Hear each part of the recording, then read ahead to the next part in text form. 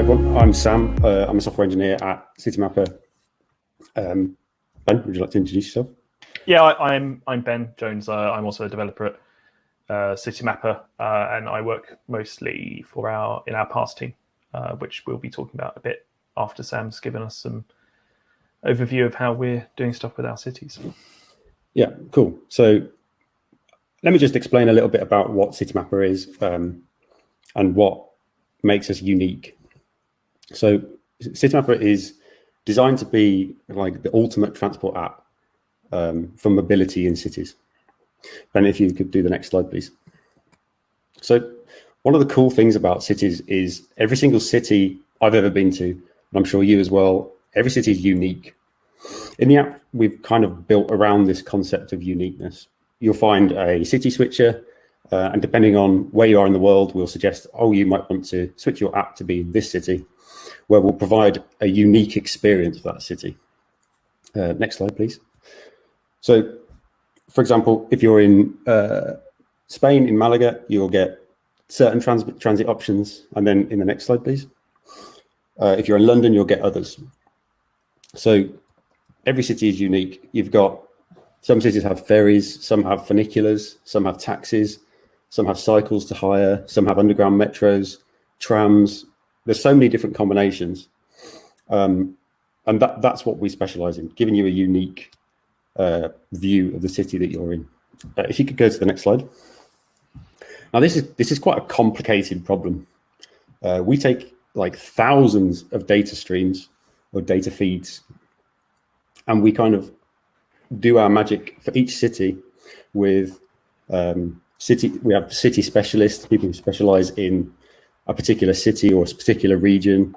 We have data scientists, we have pipelines of data to kind of build this sometimes messy data into something that we can use to provide a great experience for that city.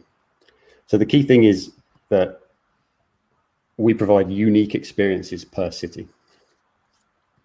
If you can go to the next slide, please. So right now, as I showed the city switcher earlier on, we have around 90 regions or cities that we support. And this number is growing. So if you go to the next page. So the way that we deploy these cities is each city or region is deployed in isolation. So that consists of a set of services that do routing for transit, walking, cycle, like maybe you're going to do kick scooters or walk. We have lots of different services that do all these kinds of things specific to that region. But the thing that makes that unique to a city is the data that came out of that data pipeline that's for that particular city. So if you do the next slide. So we have a bunch of HTTP-based API services, and then next slide, please. We have a bunch of region-specific data that's used by those services. So this is what makes up a deployment of a region. If you could go to the next slide. So we kind of have two different things here as well. We have the code that's written by software developers, and we have data that's maintained by region and data specialists. And on the next slide, I point out that both of these different teams have different release cycles and different objectives. So on the next slide, it's important to the city specialists that data is correct, it's up to date. There's the uniqueness about the city, and it's comprehensive for that city. And then on the next slide, it's important to software developers that it's reliable, bug-free, scalable, has new features, and can work for the users of that city so that they can actually use the data. So there's kind of two competing things here. On the next slide. So everybody wants to make changes whenever they need to. But as I pointed out, right now we support approximately 90 regions. And everyone wants to make changes in every single region that we support. And on the next slide, we're also trying to grow the number of regions and cities that we support across the globe. So as you can imagine, there's lots of change that needs to happen, lots of deployments of data and code, and all at different times. So we've kind of turned to Kubernetes on the next slide, please, as a potential solution for this. So if you're not familiar with Kubernetes, Kubernetes has an API that allows you to kind of create the kinds of infrastructure components that you might want to deploy applications. So for example, on the next slide, I have an example of a resource in Kubernetes that you can create via its API of a deployment. So this particular deployment here is just a standard Nginx deployment. Maybe there's some static site there, but we can create this deployment. Kubernetes will do the work to create 3 replicas, spin up the containers, open a port that we can direct a service at. And it also gives us service discovery, and there's another API resource for that. So we have a mechanism for deployment of deployment of code out of the box, but we don't have anything for the data that we need. So on the next slide, I have put together an example of an API that we've created using the custom resource API in Kubernetes that allows us to extend Kubernetes to the concept of a region, which is kind of the abstract term for the data that we need to deploy for a specific region. So here you see an example of London. It has some data versions, which are the build IDs that the data specialists come up with after kind of taking all this raw data and coming up with some cleaned data that we can use in our applications. So this makes up a region. There's perhaps a routing graph, perhaps there's station IDs or stop IDs, a timetable, and obviously there's some magic as well. So we have this custom resource. Now, how does Kubernetes take that to create the actual kind of services hydrated with this data? I'm just going to take a little diversion into how Kubernetes works, more or less, in terms of control loops. So Ben, please, next slide. So Kubernetes has this concept of, it has a state of the system, and the resources you create in the API are the desired state of the system. So we kind of have a control loop that tries to move the desired state of, the actual state of the system towards the desired state of the system. So how that works is we observe the actual state, and then on the next, we find the differences from the desired state, and then we kind of create a command list on the next slide. We issue a set of commands to move the actual state forward based on this difference. And then on the final animation, we repeat that until the state matches the desired state. So we kind of have this observe, find the differences, issue a set of commands, and repeat this until the state of the system matches what we want it to match. Cool. So at the core of the thing that we've built, the operator, it's called, for Kubernetes, is a really simple control loop. On the next slide, I've got some pseudocode. And we're using a Python framework called Kopf, which kind of does a load of the watching of resources in Kubernetes and observing of the actual state. But basically, all we do is we kind of create a hash of this set of data to kind of get an ID for that build. We compare that to the deployed data, and if it needs an update, we'll roll out a new version of the stack automatically. And that kicks off another control loop that handles rolling out a stack. It's kind of built on control loops on control loops. So the final thing I wanted to say about this particular thing, I was on the next slide, is that this is enabling the region and city specialists to launch new cities, test new data, and iterate faster.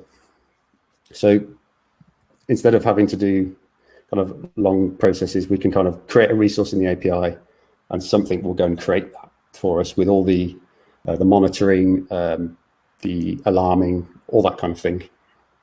And then the final thing I wanted to say before I hand over to Ben to talk about Pass is we're not quite there with this solution yet. We're still building this, improving this in production. And there's still a ton of interesting problems to solve, such as how would it look if we wanted to deploy, say, New York in a New York data center automatically? How would it look if we wanted to manage really large clusters on Kubernetes and be cost effective and make management easier? There's a whole bunch of problems we've not yet solved. And that's something that hopefully you could come and help us with. So Ben, I'll hand over to you. Thank you very much. Thanks, Sam. So I'd like to give a quick chat about sort of like, I guess, a bit of the structure that we've gone for the infrastructure of our Citymapper Pass systems, and tell you a bit about what Citymapper Pass is as well, and why we chose that infrastructure based on the problems that we were facing. So Citymapper Pass, first of all, is a subscription service which allows you to have access to transport in London in particular. And as you might have seen from some of Sam's slides, transport is a fairly complicated thing to begin with. And so our pass is something which is trying to simplify that by combining access to public transport, things like tube, bus, train, and then combine that with more newer and more private modes. So that would include things like black cabs and taxis, as well as some of the modes that we're seeing crop up at the moment, like bikes and scooters. And one of the other advantages of the product is that it integrates directly with our app to allow you to, say, book some of those private services. And it also works via a sort of physical or virtual card. So you can have a plastic card in your wallet, or you can have a virtual card in your Google Wallet instead. And so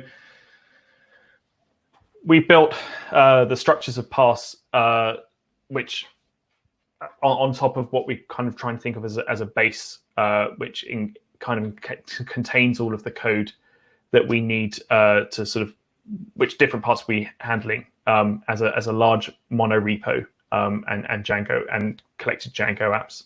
So we've got our base, which, as I mentioned, sort of provides access to the database and providing library code to other parts. And then we have so our email cannon, which we're using to communicate with our users, a real-time feed from our pass provider, and the structure in which we use sort of do things like know your customer checks, which are all built on top of AWS Lambda. And we'll have a look at why some of that we've chosen Lambda for some of those systems in a bit.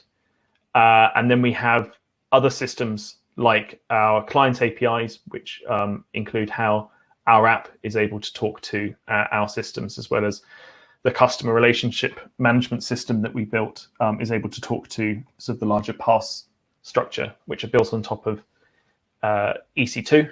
And then we also have an authorization handler to sort of authorize transactions as they're coming through.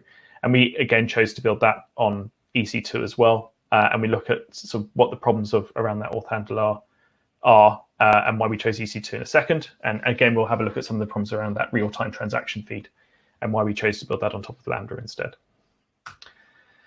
So looking at how we build Lambdas and why we've chosen this. So our real-time feed is from our card provider, and they will send us the transactions as they come through to us, which you might think means that we're getting sort of transactions all the time, but that isn't necessarily the case. So, for example, the principal public transport provider in London is TfL, and their behavior is incredibly bursty. So they will store up all of the transactions that they have for a particular user, and then send them usually in the tiny hours of the morning. But they're going to then be doing this for all of the users that we have on Pass. So we're getting many thousands of transactions through in very, very short period of time. And how do we sort of want to cope with that bursty behavior in a way which allows us to work out how to sort of pass on the cost or absorb the cost of those transactions. And so we manage that by using AWS Lambda. And so our Lambdas work in pretty much the same way. We're changing based on where that event source is coming from. So sometimes we have Lambdas which will put messages onto SQS queues, or in the case of when processing transactions from our payment provider, there's an API gateway which will place messages on top of an SQS queue. And then we'll have a Lambda which consumes that SQS queue, and the Lambda will have access to the database to be able to make relevant checks against a user, make sure whether we want to absorb the cost as part of that user subscription, or if we want to be able to charge the user because it's something which is outside of the subscription. And then we also have, in addition to that, either an SQS queue, which the Lambda will put the message on if it's unable to handle the message. And so that means we don't drop any messages on the floor, or we can, if it needs further processing, put it onto the SQS queue of another Lambda. And so the reason we've chosen to use Lambdas in this structure is that the processing of these transactions as they come through can happen really super asynchronously. We don't have to worry about passing on the cost to a user straight away. It's something that we can take some time to think about and work out what we want to do, and then pass that cost on to the user, or as I said, absorb it as necessary. And so Lambdas are a great way of doing this because we can have messages sitting in SQS queues for up to 2 weeks. And so we can slowly process them as we need to, based on the volume that's coming through. And the SQS queues can, I don't think we've ever had to worry about sort of the limit of the amount of data that we can have in there, also in the form of messages. So we can have those many thousands of transaction messages queued up, waiting to be processed by our Lambdas. What the Lambdas do provide problems with is how we manage database access. So we manage database access and concurrency with on our EC2 machines in a particular way, and I'll have a look at that in a bit. But with the Lambdas, we can't be sure if we're coming into this with a cold Lambda container or one that's already spun up and running. And so we've had to write some sort of custom logic that we decorate all of our Lambdas with, which will give us things like logging and error, so like both for normal system logging, but also for sort of our error alarming. But on top of that, it will also sort of try and check what our server resources look like. And so it will try and update those on a minute-by-minute basis, because it would usually pick those up as we have a cold start from a Lambda. And also to make sure that the database connection is fresh, because I think another one of the issues we came across with using Lambdas connecting to the DB is that the Lambda might be hot, but the connection to the DB might be stale. And so we've got as I said, some custom decorators that we set up in our Lambdas to do that. And the other way that we manage concurrency with our database is directly with AWS's controls. So we're able to control how many Lambdas are accessing the database at the same time by managing how many Lambdas we can have running at the same time. And that's how we control concurrency and make sure we don't overload our database with concurrent connections at once.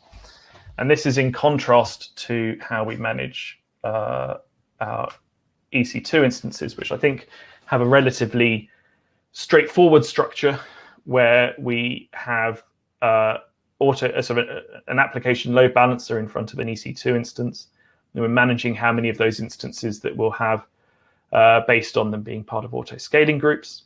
And then on the actual instances themselves, we'll have ingress control by Nginx, which will then talk to a pretty standard Django app, which would be built as we saw. We've got sort of with those client APIs, or with our authorization handler, which will then talk to PG Bouncer to manage the number of connections that we have going to our database at the same time to manage concurrency. So I think sort of nothing completely crazy with that structure there. But our Auth Handler has some pretty particular requirements. And so I want you to think about as you're going to get on maybe you're going to get on the tube in a time when travel and being in crowds was a less fraught experience. And we need to make sure that we're able to respond to authorization requests within 200 milliseconds, because you're tapping your card or you're tapping your phone onto that turnstile, which is then going to our payment processor, which is then coming to us. We need to respond to that. Then they need to respond to TFL and then respond to the gate to let you through, which is where we have this required less than 200 millisecond response time. And so we're getting all this data from our payment processor as XML. And to make sure that we're able to have that very, very quick response time, We have a Django app in the structure that we saw on the previous slide set up, but without database access. We're making the decisions based on the data that we have in the XML that we get through, and then we're storing all of the logic of whether we want to make that go through or not within memory, so that we can have a really, really quick turnaround rather than having to wait on sort of database time, which would slow us down immeasurably. Well, measurably, but too much. And so I'm actually thinking sort of like as we're going through this, there's probably better ways of doing this, that maybe storing data in sort of a much simpler server, and then again having it run through that logic on how it's going to respond to the request with a 200 or a 401, depending on whether we're it's an authorized or an unauthorized request. But the advantages of just using a Django app is it makes updating that sort of core logic a much more simple process for us, as well as meaning that the process of testing that logic is really straightforward. And again, we can share some of the code that we have, as we saw on the sort of slide at the beginning, between the base and the different parts, which can make sort of like the actual thinking about the core components of what we need in this transaction bouncer as a kind of a much more lightweight experience, and sort of like managing our context more easily. And so we can see like these problems have really described how we want to build the infrastructure for Pass.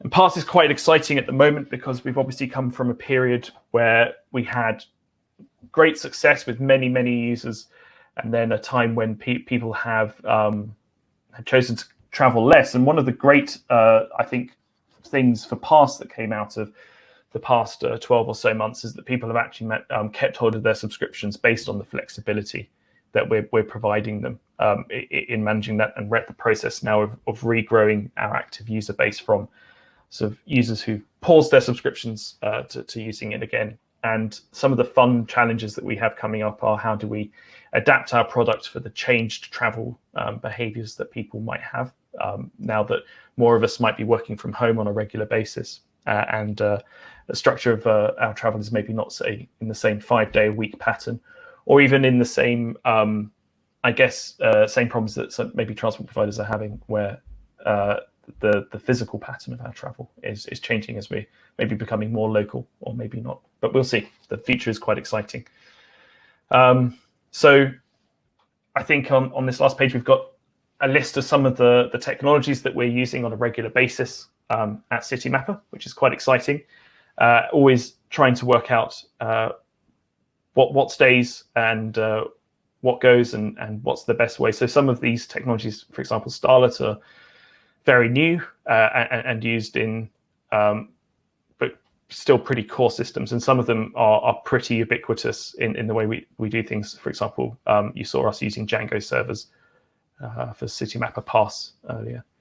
So as I said, as Sam said, so we're still growing loads of our cities and still have many problems to solve in the way that we want to deploy our Kubernetes infrastructure and make it as effective and efficient as possible. And the same goes for Pass as well, as we're sort of, as the product evolves based on people's changing behaviors. And if you're interested in tackling some of those problems with us, then citymapper.com/jobs is the place to be. Thanks.